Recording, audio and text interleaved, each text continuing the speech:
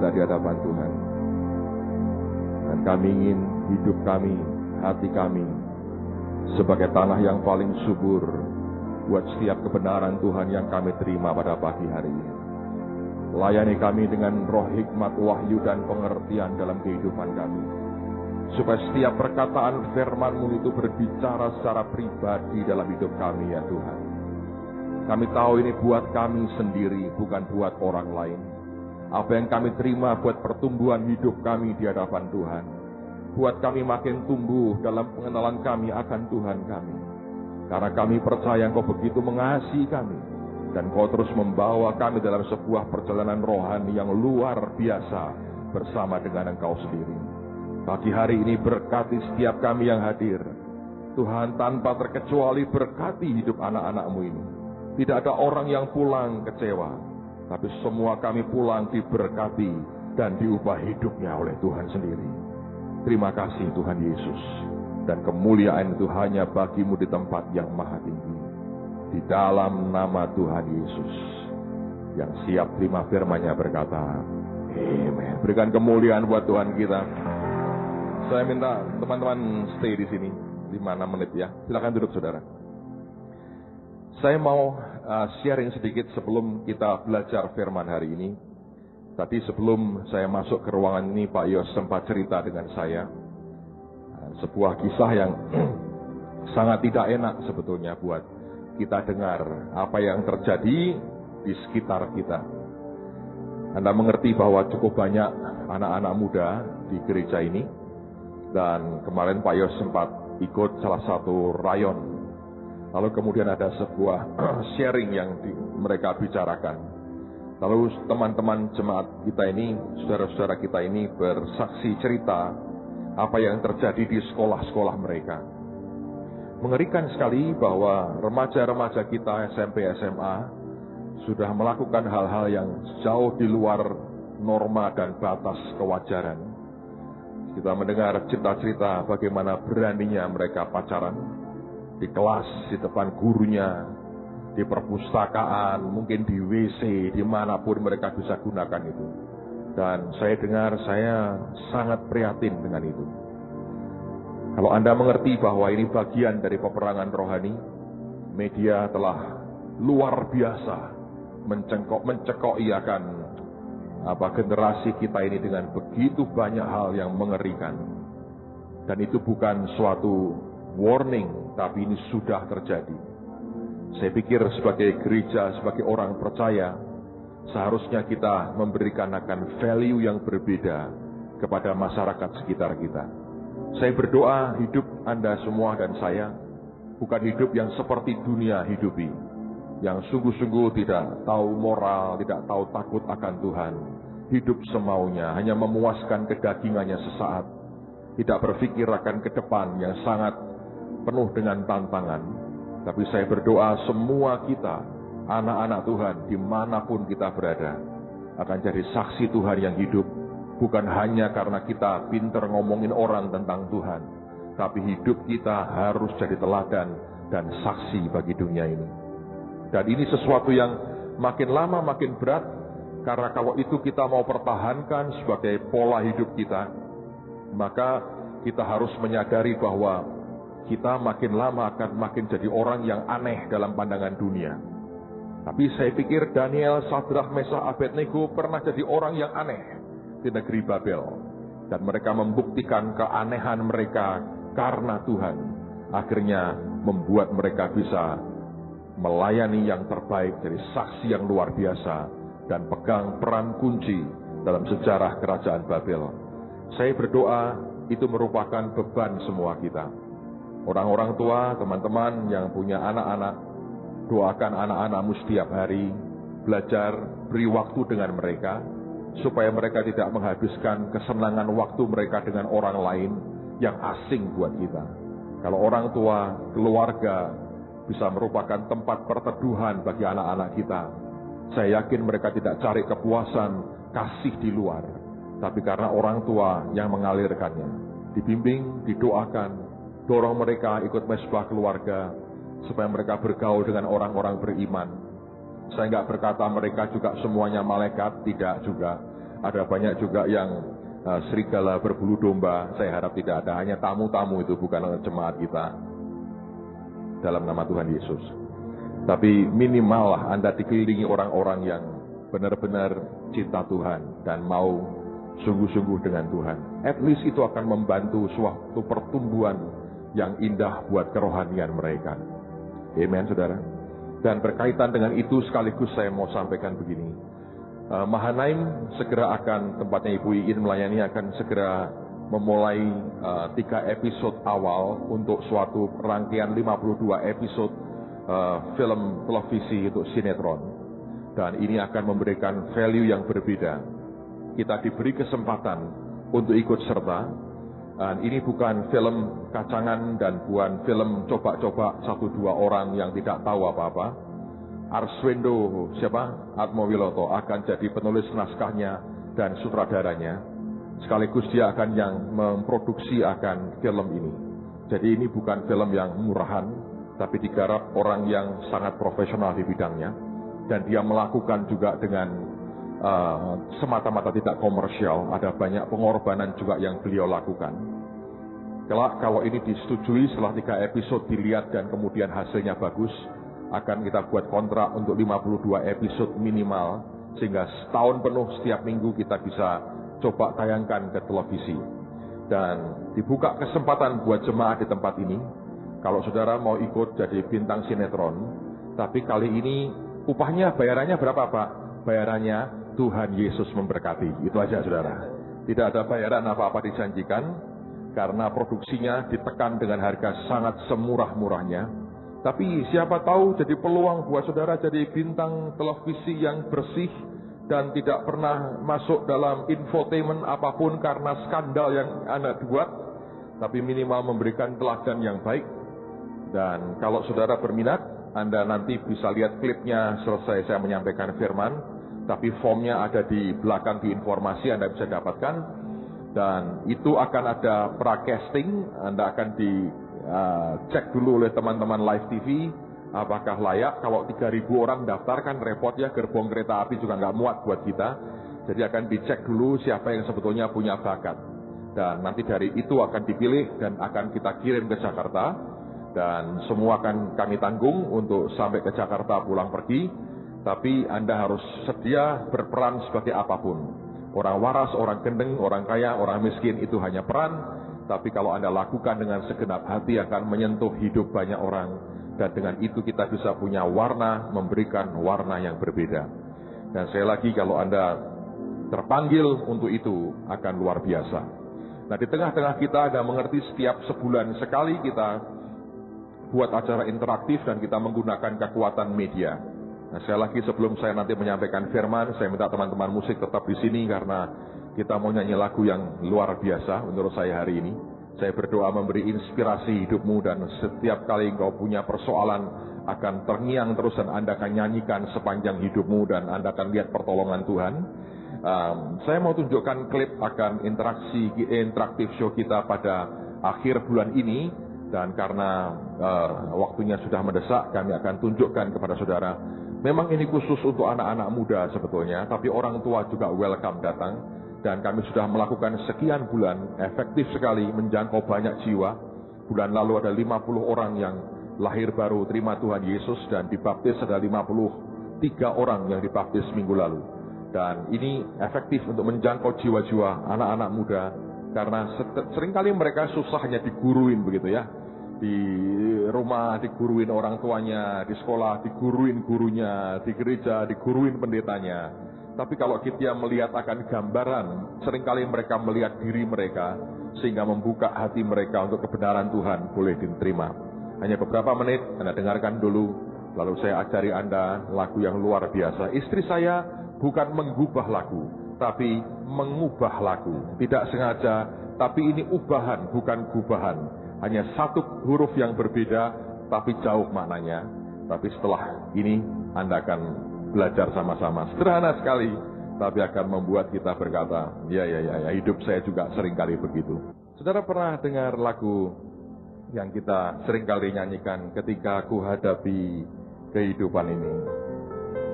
Minggu lalu waktu dinyanyikan di gereja, dan kita sudah beberapa minggu ini kita naikkan akan lagu itu.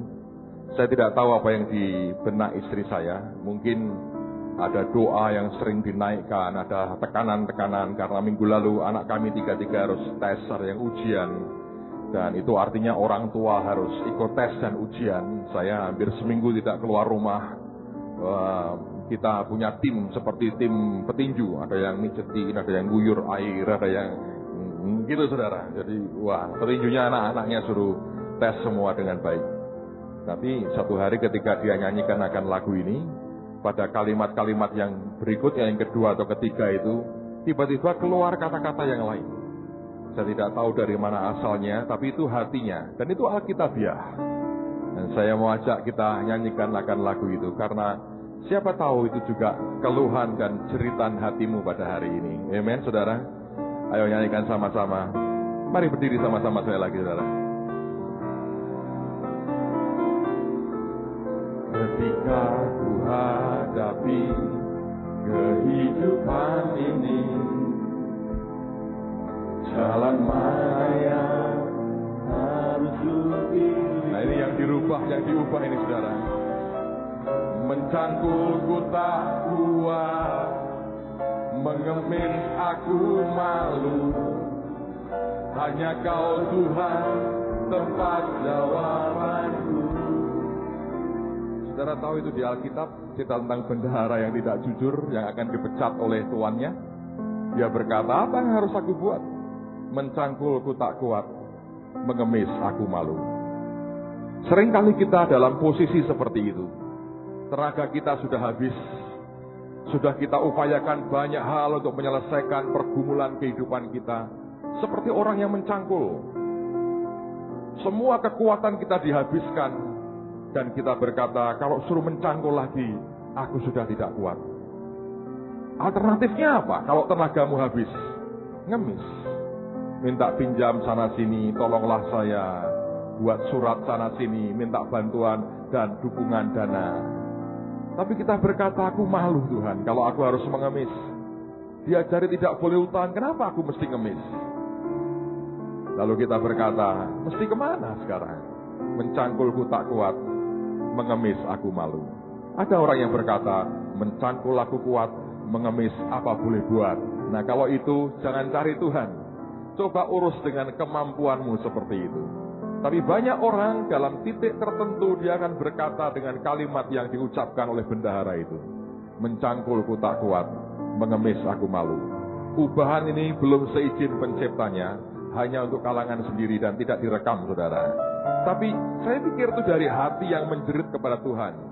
Ada titik di mana kita sadar kekuatan kita sudah habis, tidak ada lagi kekuatan yang kita bisa andalkan.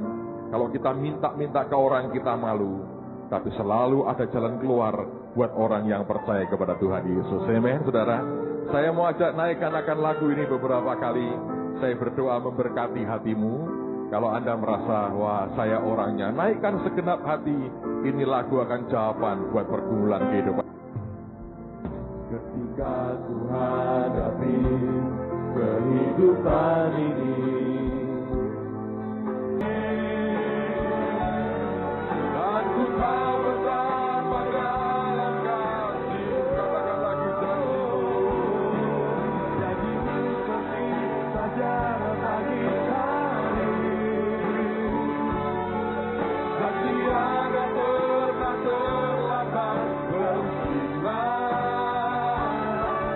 Cintamu seperti sungai yang mengalir.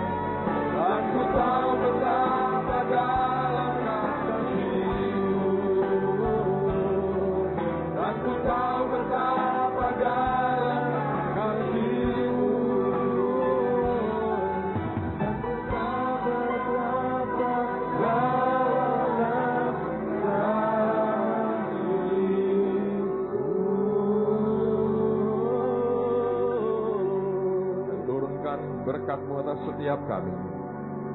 Biar jawaban kami itu hanya pada Tuhan Yesus kami. Bukan dengan kekuatan kami, dan bukan dengan keberadaan manusia kami. Tapi kami berpegang kepada janji yang Yesus kami ucapkan buat kami. Di dalam nama Tuhan Yesus yang diberkati berkata, amin. Silakan duduk saudara. Well, dunianya memberikan dua alternatif. Kalau Anda masih punya otot, Anda boleh mencangkul. Kalau tidak, mesti harus banting harga dirimu dengan mengemis.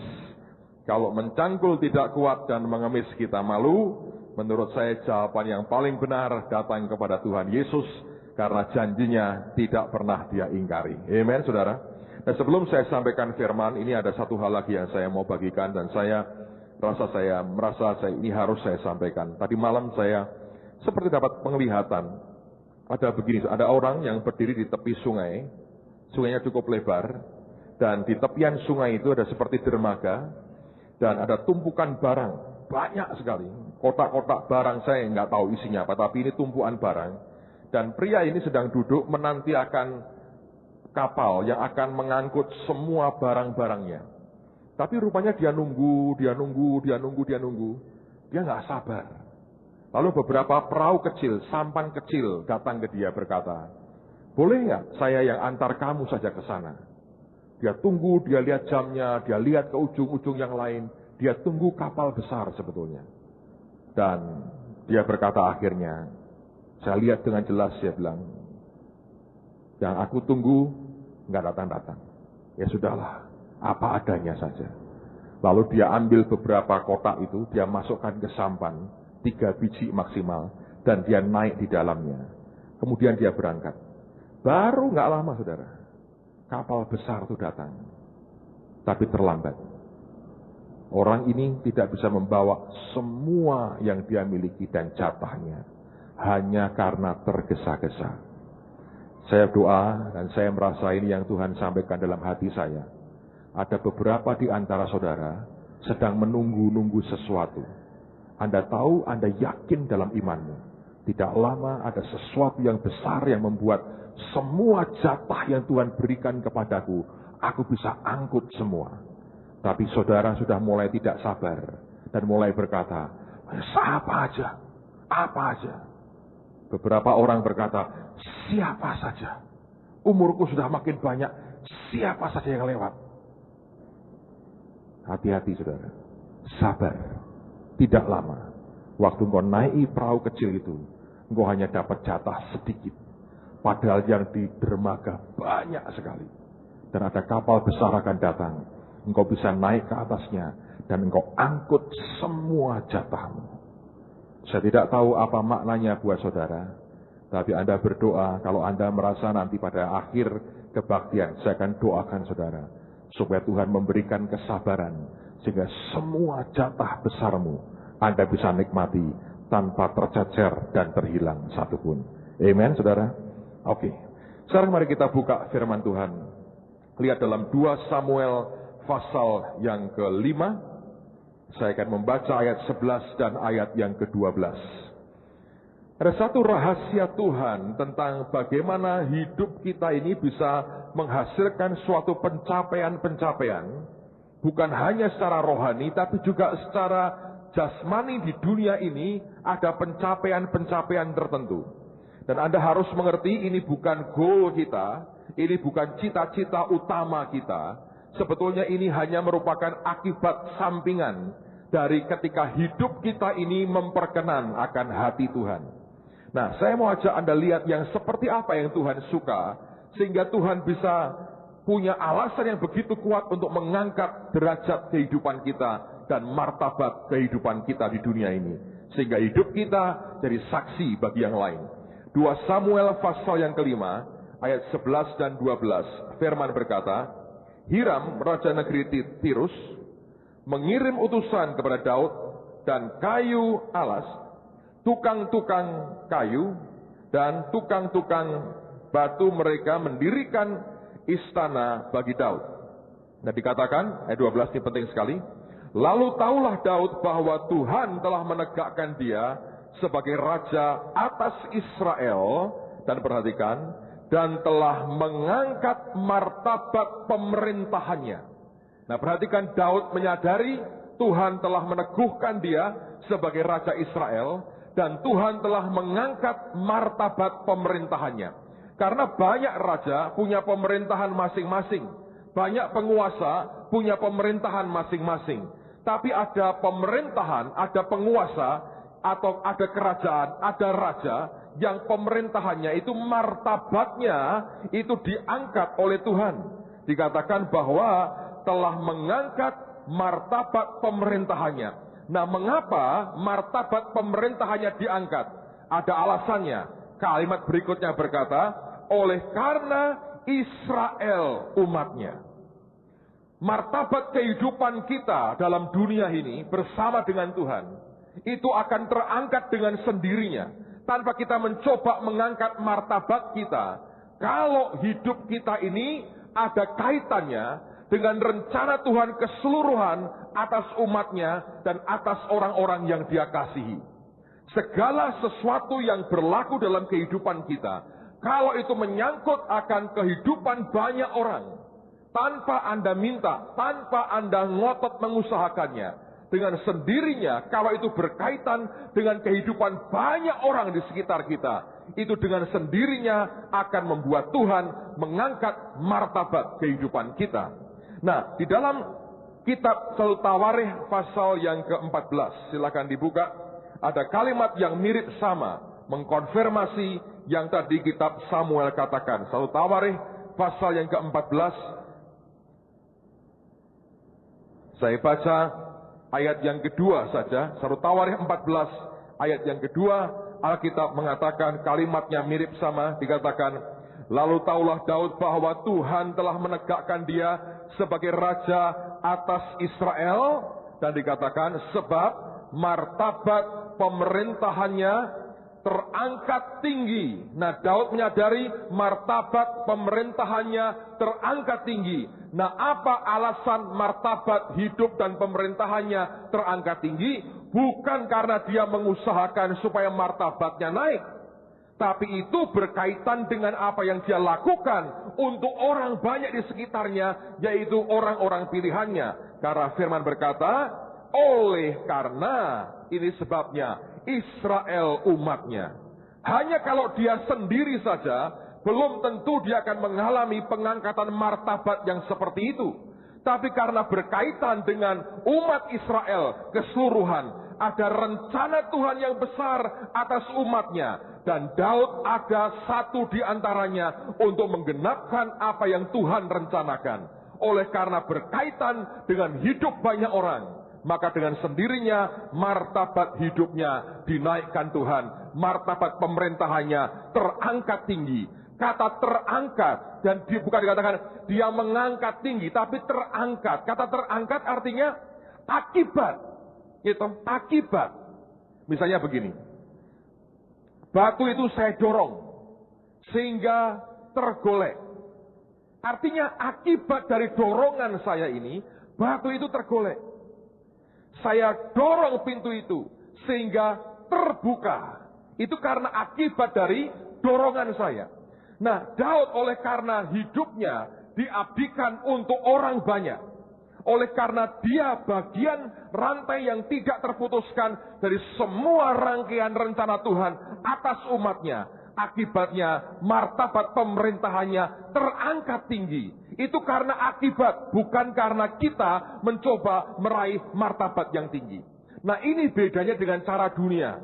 Orang dunia mengejar segala sesuatu. Kita coba cari kekayaan, cari pangkat, cari posisi, kedudukan, gengsi kita dicoba dinaikkan supaya kita berkata, keluarga kita supaya bermartabat, hidupku supaya bermartabat.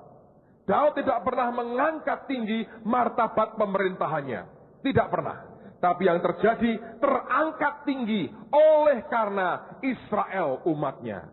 Segala sesuatu dalam kehidupan kita yang membuat kita bisa berkaitan erat hidup kita ini dengan orang-orang sekitar kita, dengan umat Tuhan, dengan orang banyak. Kalau hidup kita punya meaning, punya arti buat orang banyak, tanpa saudara mencoba mengangkatnya, martabat hidupmu pasti akan terangkat. Itu pasti. Tapi kalau hidup kita tidak punya arti buat orang banyak, hidup kita hanya untuk diri kita sendiri, saudara, maka tidak ada jaminan dan janji yang berkata bahwa hidup dan martabatmu akan dengan sendirinya terangkat. Saya teringat sekian belas tahun yang lalu, atau lebih dari 20 tahun yang lalu, I guess. Saya waktu itu usia kira-kira 17 tahun, saya baru lahir baru. Saya ikut sebuah KKR dan saya terima Tuhan di situ secara pribadi. Beberapa bulan kemudian saya berasa panggilan Tuhan ternyata.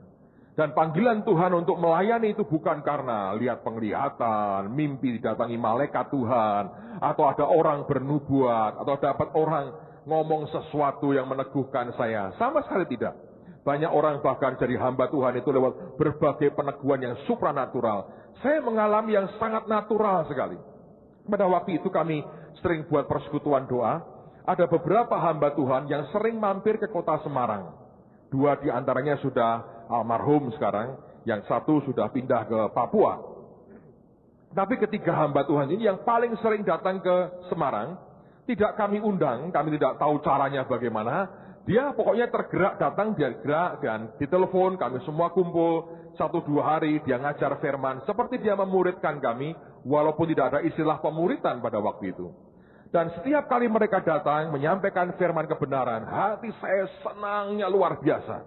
Sampai satu hari saya melihat mereka khotbah, saya berkata begini, hidup kayak begini loh, luar biasa dan mulia. Mereka hidup seperti aku hidup hanya sekali.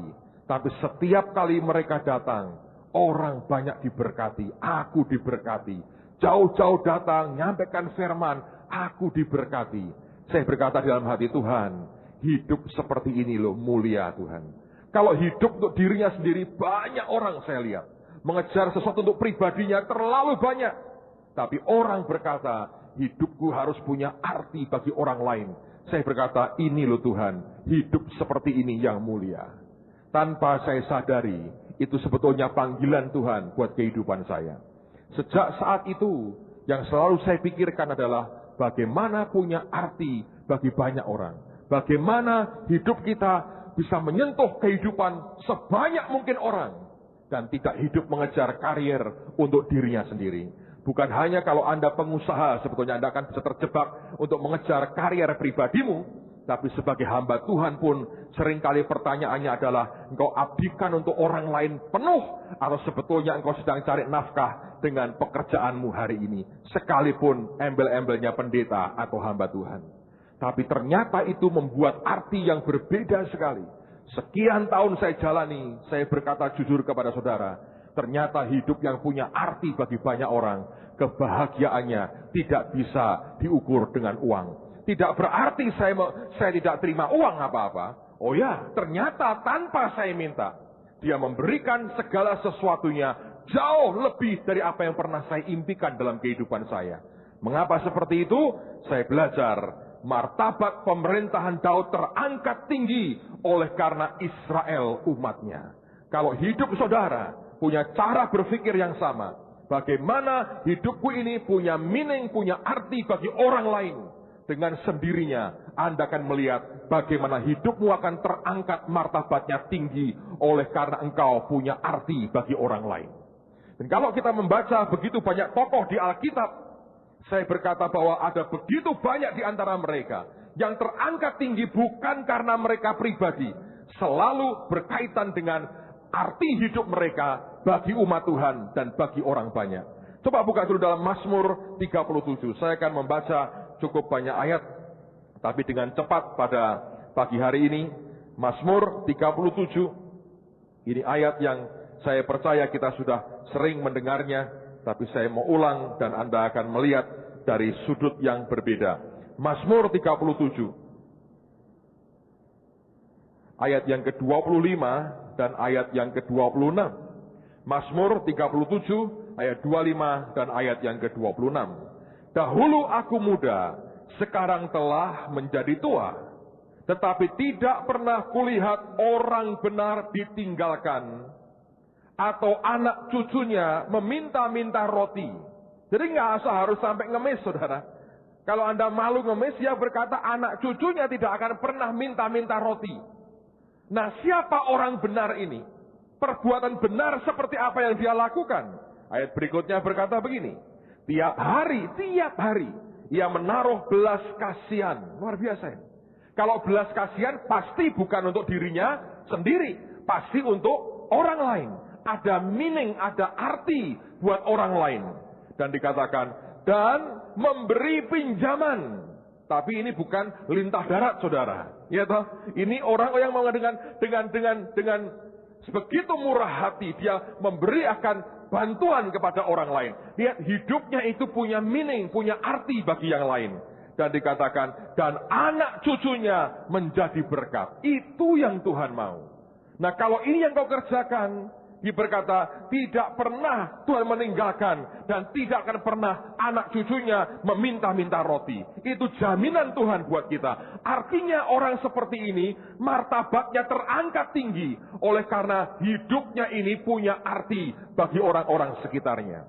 Kalau saudara rindu memiliki akan pencapaian-pencapaian tertentu dalam dunia ini, dan Tuhan berkata, asal itu bukan merupakan goal utamamu, sebetulnya itu merupakan efek samping dari hidup yang punya arti bagi orang di sekitar kita. Karena itu memberitakan Injil kepada yang lain, menyampaikan kabar baik, menghibur yang susah, memberikan dukungan, mendoakan orang lain, tolong orang lain, semaksimal yang kita bisa. Hidup Anda akan punya arti bagi banyak orang. Dengan sendirinya martabat hidupmu akan terangkat tinggi. Coba lihat akan kitab Esther sekarang. Sudah kita belajar cukup panjang lebar akan kitab Esther ini. Dan sekarang mari kita lihat mengapa ada seorang wanita bernama Esther yang hidupnya diangkat Tuhan begitu tinggi, dijadikan sebagai ratu atas daripada Ahasiweros. Esther pasal yang keempat. Perhatikan pada ayat yang ke-14. Ini perkataan Mordekai kepada Ratu Esther.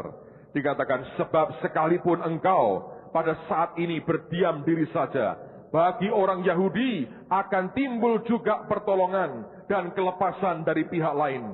Dan engkau dengan kaum keluargamu akan binasa. Dan ini kalimat yang sangat powerful sekali. Mordekai berkata, siapa tahu, mungkin justru untuk saat yang seperti ini, engkau beroleh kedudukan sebagai ratu. Jadi dia dipilih sebagai ratu itu bukan sekedar karena dia paling cantik. Karena Alkitab berkata, dia dapat kemurahan, disayang oleh semua pegawai istana, dan disayang oleh raja. Tapi alasan utama kenapa Tuhan taruh dia di istana pada waktu itu, Mordekai berkata, mungkin untuk saat yang seperti ini, ketika bangsa Yahudi akan dibinasakan oleh Haman, dia berkata, Esther, sekarang engkau bertugas. Engkau terangkat tinggi martabatmu karena ada maksud Tuhan supaya hidupmu bukan hanya menikmati kegemerlapan istana, tapi hidupmu punya arti bagi semua umat Israel dan orang Yahudi supaya mereka terhindar dari pembinasaan. Setiap kali hidup kita ini punya arti bagi orang sekitar kita. Setiap kali hidup kita ini bukan hanya untuk kepentingan ego kita. Selalu akan terjadi pada waktu Tuhan. Engkau akan mengalami hidup dan martabatmu akan terangkat tinggi karena Israel umatnya. Kalau kita bisa pegang dan masukkan dalam kehidupan kita hal-hal seperti ini akan indah sekali. Saya beri contoh lain. Musa misalnya. Musa itu dari sekian banyak bayi Yahudi laki-laki yang dibantai di Mesir, dia diizinkan hidup oleh ibunya dan ayahnya, keluarga Yokebed itu dimasukkan dalam keranjang dan dibiarkan terhanyut oleh air sungai Nil, dan Miriam kakaknya hanya melihat dari jauh. Dan saya yakin atas ketentuan Tuhan, dia bisa sampai ke tempat di mana putri Firaun ada di situ. Dan karena kemurahan hati Tuhan membuat putri Firaun berkata, aku akan angkat sebagai anakku sehingga diberi nama Musa, artinya yang terangkat dari air. Dan dididik dalam pendidikan orang Mesir, diberi kedudukan sangat tinggi. Untuk apa sebetulnya? Bukan sekedar mengubah nasib dari Musa, tapi oleh karena Musa ini kelak, lewat hidupnya, jutaan umat Israel dibawa keluar Eksodus, keluar dari Mesir, menuju ke tanah perjanjian. Nah, karena rencana Tuhan atas seluruh umatnya, dan Tuhan butuh orang seperti Musa, yang punya leadership yang cukup kuat, dan hatinya siap dilembutkan, dia berkata, biarkan dia menikmati terangkat tinggi martabatnya oleh karena Israel umatnya. Jadi mari kita hidup bukan untuk diri sendiri. Mari kita berjuang dalam dunia ini bukan untuk kepentingan diri sendiri. Biarkan hidup kita ini punya meaning, punya arti bagi orang banyak. Dari hal kecil sampai hal besar, lakukan dengan segenap hati. Saya senang melihat teman-teman ketika minggu pagi, minggu sore, Sabtu sore, beberapa dari saudara kerja keras di luar, membantu ngatur trafiknya, seringkali dimarahin orang. Tapi artinya hidupmu punya meaning, punya arti buat orang lain. Anda melakukan yang paling kecil untuk Tuhan dan untuk orang lain. Satu hari engkau akan berkata, sungguh luar biasa, terangkat tinggi martabat hidupku, karena aku jadi arti dan berkat bagi orang-orang lain. Yang berikutnya, coba lihat orang yang bernama Yusuf. Nah, orang ini terangkat tinggi martabatnya. Nah, bukan karena dia tahan uji semata-mata, tapi memang ada rencana Tuhan buat umatnya. Mazmur 105 sekarang. Mazmur 105.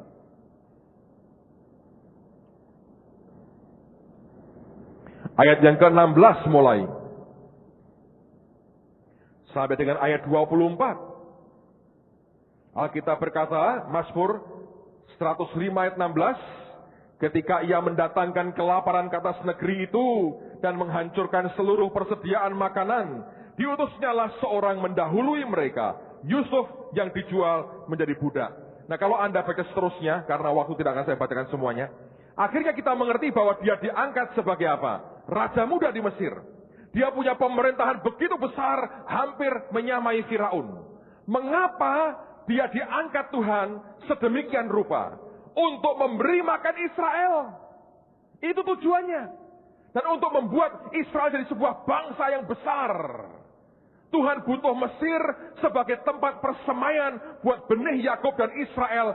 Sehingga kelak setelah sekian abad mereka berubah jadi bangsa yang besar dengan jutaan jumlah mereka. Ternyata Yusuf itu terangkat tinggi martabat hidupnya. Bukan semata-mata dia orang baik, dia orang beriman, dia orang tahan uji. Memang ada prosesnya. Tapi tujuannya sebetulnya hidupnya itu punya arti buat orang lain. Hidupnya punya makna buat Israel seluruhnya. Hidupnya punya makna buat sebuah bangsa. Kalau kehidupan kita dengan hal apapun, Anda bisa mulai bertanya, Anda bisa mulai merenung, tanyakan dalam hatimu, apa yang bisa aku buat supaya hidupku ini punya arti bagi orang lain. Dan kalau itu dikerjakan, saudara, itu hal yang luar biasa. Saya teringat sebuah cerita yang dialami oleh Presiden Abraham Lincoln di Amerika. Ini orang terkenal sekali yang mati dibunuh. Tapi ini presiden yang sangat terkenal di Amerika sampai dengan hari ini. Namanya Abraham Lincoln. Kalau Anda ke Washington DC, ada satu gedung dibangun dengan gambar Abraham Lincoln sedang duduk di kursinya. Keren sekali. Satu hari dia terima banyak tamu dan setiap orang datang dan berkata, Presiden, saya butuh ini, tolong saya butuh ini, tolong saya perlu ini, tolong saya. Sudah begitu banyak orang yang minta tolong seharian penuh. Sore menjelang sore ada seorang ibu masuk, dia bawa keranjang di tangannya. Dan Presiden Lincoln dengan capek dia lihat ke ibu ini. Dia berkata, Ibu, apa yang Anda butuhkan? Dia berpikir bahwa orang ini juga akan datang minta sesuatu. Ibu ini tersenyum, dia berkata, tidak Pak Presiden, aku datang membuatkan kue buat Anda. Tolong nikmati kue saya supaya engkau disegarkan lagi, dikuatkan lagi, meneruskan akan tugasmu. Dia taruh kuenya, dibuka, aromanya keluar. Si presiden geleng-geleng. Dia berkata, ini yang paling precious dan berharga buat hidupku. Semua orang minta sesuatu, dia memberi sesuatu, walaupun sederhana. Anda dan saya bisa punya makna bagi orang lain. Jangan kita berkata, Tuhan berikan, berikan, berikan. Kita ngemis dengan Tuhan memang tidak malu, saudara. Ya, tapi kalau Anda bisa berkata, apa yang bisa aku lakukan, Tuhan? Sesuatu yang punya makna bagi orang lain. Kalau aku buat ini, akan berarti luar biasa bagi orang lain. Saudara, saya percaya, satu hari engkau akan melihat terangkat tinggi martabat hidupmu. Nehemia yang sama, diangkat jadi juru minum raja. Kenapa? Ada tugas kelaknya, membangunkan tembok Yerusalem. Semua orang yang seperti itu akan mengalami akan akibat yang sama. Lihat sekarang Matius pasal 24. Matius pasal 24. Ayat 45 sampai dengan ayat yang ke-47 dari Matius pasal yang ke-24. Matius 24 ayat 45 sampai dengan ayat yang ke-47. Perhatikan baik-baik.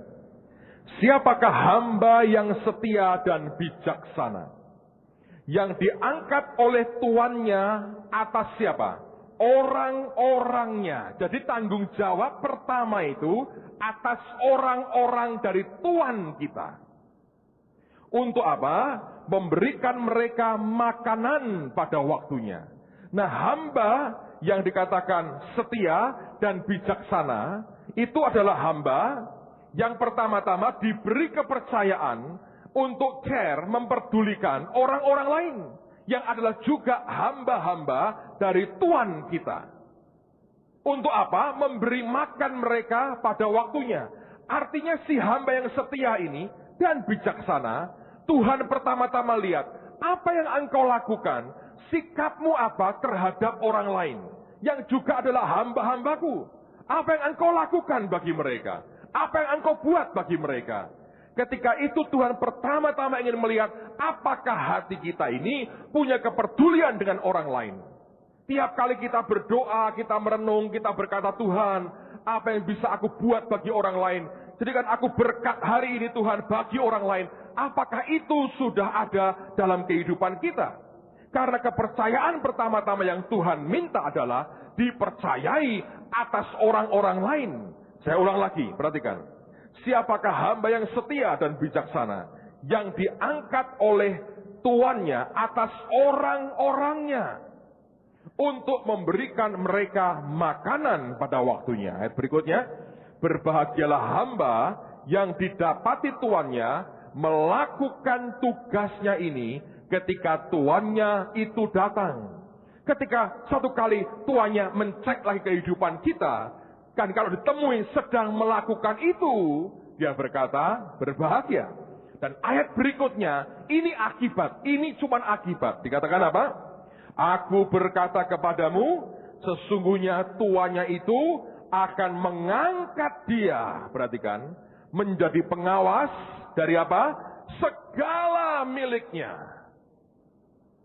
Banyak orang kepingin diangkat Tuhan untuk menjadi pengawas atau pengelola dari segala milik Tuhan. Karena kita sebetulnya banyak orang kejar materi. Tapi dia berkata, apakah aku bisa percayai engkau untuk peduli dengan orang-orang sekitarmu, dengan keberadaanmu sampai dengan hari ini? Anda berkata, Pak, saya nggak punya uang. Anda bisa mendoakan, Anda bisa menasihati, Anda bisa menguatkan orang lain dengan perkataan dan kesaksian hidupmu. Nah, kalau itu di titik seperti itu Anda bisa dipercayai, maka akibatnya akan diangkat lagi oleh Tuhan untuk menjadi pengawas atau pengelola segala miliknya. Nah, kalau di level itu, dengan sendirinya orang berkata, terangkat martabat hidupnya. Banyak orang kejar kekayaan. Saya berkata kekayaan hanya akibat sebetulnya. Kalau hidup kita punya meaning, punya arti bagi orang lain. Dan orang berkata, orang ini memberkati aku. Dia memberkati hidupku. Dia punya makna buat hidupku. Hidupnya luar biasa memberkati kami. Dengan sendirinya yang namanya kekayaan itu hanya tambahan. Akan Tuhan anugerahkan dalam kehidupan kita. Amen, saudara. Nah, ini hal-hal dasar sebetulnya. Tapi seringkali kita melupakannya. Karena seringkali kita berkata, aku harus kejar kekayaan. Nggak ada gunanya. Martabat, pemerintahan, dan hidup kita akan dengan sendirinya terangkat tinggi. Oleh karena hidup kita berkaitan dengan Israel umatnya, dengan orang-orang lain di sekitar kita. Mari miliki kehidupan yang meaningful bagi yang lain. Tidak selalu Anda bisa menikmati yang enak ketika martabat hidupmu naik tinggi pasti. Saya harus berikan Anda warning itu. Karena banyak hal yang kemudian bisa terjadi. Peperangan rohaninya tidak gampang. Orang diketahui orang, dikenal orang bukan hal yang simple sebetulnya. Banyak hal yang aneh, yang lucu akan kau dapati. Tapi itu akibat saja sebetulnya. Dan bukan pencapaian kita. Kemarin saya punya pengalaman lucu sekali. Kalau saya ingat, saya geli, saya berkata, buat apa mimpi kayak begitu? Tapi ini kenyataan, saudara. Saya habis khotbah di Taman Getsemani, kemarin siang, selesai, saya nunggu pada keluar, saya lagi cari istri saya di mana, ada 2 orang ibu-ibu, gemuk-gemuk, saudara, lari ke saya. Pak Petrus, saya mau salaman dengan Bapak. Ayo salaman, saya bilang. Saya dipegang kenceng, nangis. Mimpi saya jadi kenyataan, Pak. Bisa lihat Bapak ketemu saya. Amin kayak ngene digoleki, saya berkata gitu. Sudah puas? Pulang dalam nama Yesus. Wah, saya sudah puas. Salah. Ketemu Yesus akan jauh lebih luar biasa. Amen, saudara. Ketemu kayak ngene tok digoleki diimpen itu buat apa? Enggak ada gunanya, saudara. Bermimpilah akan kehendak Tuhan, rencana Tuhan dalam hidupmu. Ada hal yang lucu-lucu, ada hal yang aneh-aneh, ada hal yang antik-antik, saudara, akan datang dalam hidupmu. Tapi sebagai akibat saja, ada efek sampingannya jelas. Karena manusia dasarnya kedagingannya luar biasa. Engkau jaga hatimu, tapi hidup kita ini punya meaning bagi orang lain. Orang akan berkata, aku bersuka cita, ada meaning buat hidupku. Saya pernah sekian tahun lalu KKR di Muara Tewe, ya. Saya belum pernah masuk ke Puruk Cahu, belum pernah. Kebangetan memang, tapi memang belum pernah saya. Beberapa teman tinggal cukup lama, saya belum pernah. Saya di Muara Tewe di Kalimantan Tengah, tempatnya Martinus, kita buat KKR di lapangan. Setelah selesai acara, ya, ada satu rombongan, kira-kira 10 orang, datangin saya di panggung. Dia berkata, Pak, saya harus salaman dengan Bapak. Saya harus foto dengan Bapak. Oh, kok harus? Saya berkata, ini gelap. Terus pokoknya jadinya kayak apa? Ya hitam semua, saya berkata. Terus mereka berkata begini, Pak, kami lakukan perjalanan darat hampir 4 hari, Pak, menuju ke sini. Kami dari pedalaman sana. Lo ngapain? Ya kami dengar Bapak KKR di sini. Tiap malam, Pak, kami dengar suara Bapak di radio. Anda masih ingat sekian tahun lalu Pak Tri dan keluarganya kita utus ke Palau. Dan mereka putar kaset khotbah di gereja ini. Dia bilang, tiap malam Pak, itu makanan rohani buat saya. Dari shortwave ya. Dan dia berkata, saya mesti ketemu Bapak. Yang membuat saya senang bukan karena saya diajak foto sama orang-orang ini. Makin terlalu banyak foto katanya orang makin cepat mati. Jadi jangan terlalu banyak difoto. Tapi bukan itu saudara. Dan merusak kulit menurut saya. Tapi bukan itu sebetulnya. Tapi kalau kita bisa punya meaning bagi orang lain. Di pedalaman terpencil, kalau Anda dari kota Muara Tewe aja masuk masih 3-4 hari lagi.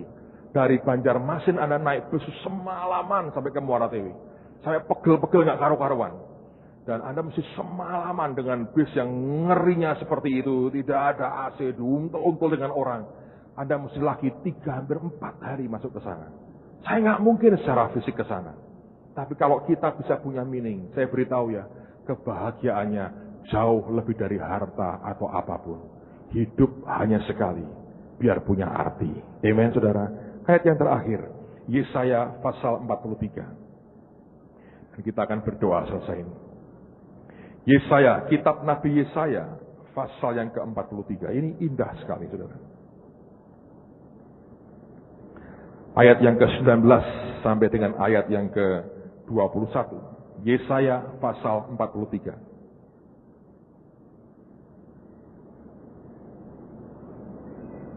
Yesaya 43.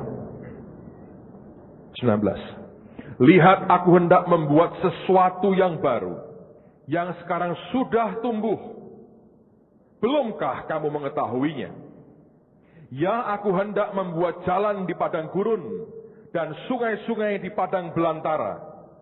Binatang hutan akan memuliakan aku, serigala dan burung onta, Perhatikan ayat berikut ini. Sebab aku telah membuat air memancar di padang gurun dan sungai-sungai di padang belantara. Nah, kita berkata, dia berkata begini. Aku akan membuat air itu memancar di padang gurun dan sungai-sungai di padang belantara. Kalau hari ini hidupmu seperti gurun dan padang belantara, dia berkata gampang. Aku bisa buat air memancar dari hidup yang seperti gurun itu. Aku bisa berikan sungai-sungai yang limpah airnya di padang belantara hidupmu. Dia berkata kalau engkau seperti gurun, padang belantara, engkau butuh air. Dia berkata gampang. Aku bisa munculkan di tengah-tengah kepanasan dan kekeringan gurunmu. Dan di tengah-tengah ketandusan padang belantaramu. Aku berikan air, aku berikan sungai. Tapi untuk apa dia mau berikan itu?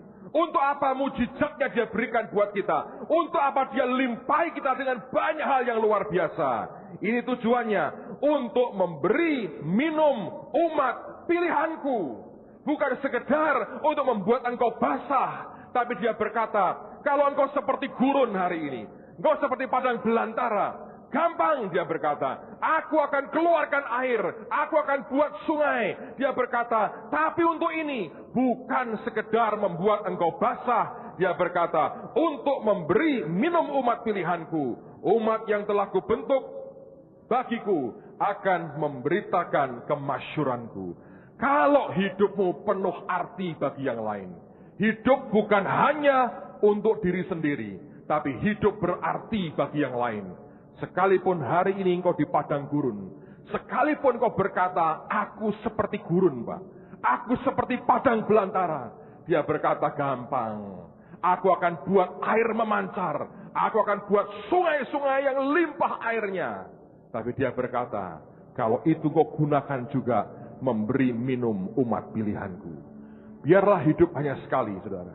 Kita pakai punya makna, punya arti bagi yang lain. Dengan sendirinya terangkat tinggi martabat hidup dan pemerintahan kita. Amin. Mari berdiri sama-sama, saudara.